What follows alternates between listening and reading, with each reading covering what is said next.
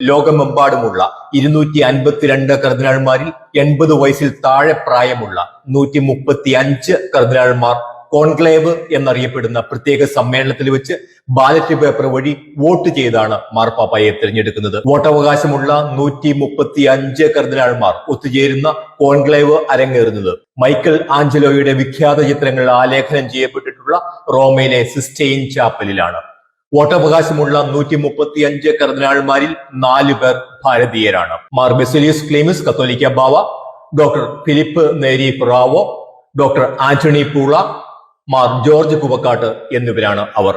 അതീവ രഹസ്യ സ്വഭാവമുള്ള ഈ കോൺക്ലേവിൽ പങ്കെടുക്കുന്ന കർദിനാൾമാർക്ക് ബാഹ്യലോകവുമായി ബന്ധപ്പെടുവാനുള്ള എല്ലാ മാർഗങ്ങളും പൂർണ്ണമായും നിരോധിക്കപ്പെട്ടിരിക്കുന്നു.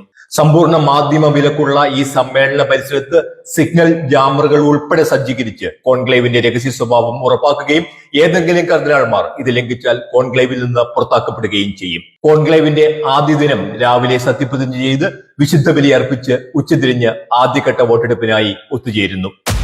തുടർന്ന് വോട്ടെടുപ്പിന്റെ ഭാഗമായി എലിജിയോ ഇൻ സോമും, ഞാൻ മാർപ്പാപ്പയായി ഈ വ്യക്തിയെ തിരഞ്ഞെടുക്കുന്നു എന്ന് രേഖപ്പെടുത്തിയ ദീർഘചതുരാകൃതിയിലുള്ള ബാലറ്റ് പേപ്പർ ഓരോ കർദിനാൾമാർക്കും നൽകുന്നു. ഓരോ കർദിനാൾമാരും മാർപ്പാപ്പയായി തിരഞ്ഞെടുക്കപ്പെടുവാൻ യോഗ്യതയുള്ള ഒരാളുടെ പേര് എഴുതി പേപ്പർ 2ആയി മടക്കി അൾത്താരയെ സമീപിച്ച് എന്റെ വിധികർത്താവായ യേശുവിനെ സാക്ഷിയാക്കി തിരഞ്ഞെടുക്കപ്പെടണം എന്ന് ദൈവത്തിനു മുമ്പാകെ എനിക്ക് തോന്നിയ വ്യക്തിക്ക് വോട്ട് ചെയ്തു എന്ന് ഉറക്കെ ചൊല്ലി ബാലറ്റ് പേപ്പർ അൾത്താരയിൽ വെച്ചിരിക്കുന്ന ഭരണിയിൽ നിക്ഷേപിച്ച് തിരികെ പോരുന്നു.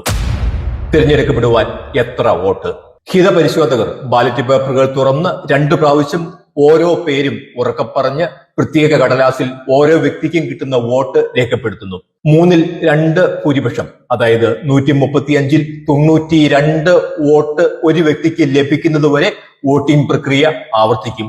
ഇപ്രകാരം 7 പ്രാവശ്യവും വോട്ട് ചെയ്തതിനു ശേഷവും ഒരു വ്യക്തിക്ക് 3/2 ഭൂരിപക്ഷം ലഭിക്കുന്നില്ല എങ്കിൽ തെരഞ്ഞെടുപ്പിന് അവധി നൽകി 4-ാം ദിവസം കർദിനാൾമാർ ഒരു ദിവസം മുഴുവൻ പ്രാർത്ഥനയിൽ മുഴുകും. 5-ാം ദിവസവും 3/2 ഭൂരിപക്ഷം ആർക്കും ലഭിക്കുന്നില്ല എങ്കിൽ കേവല ഭൂരിപക്ഷം ലഭിക്കുന്ന ആളെയോ കൂടുതൽ വോട്ട് കിട്ടുന്ന 2 പേരെയും മാത്രം ഉൾപ്പെടുത്തി ഒരു തെരഞ്ഞെടുപ്പ് കൂടി നടത്തി ഭൂരിപക്ഷം ലഭിക്കുന്ന ആളെയോ പാപ്പ ആയി പ്രഖ്യാപിക്കും.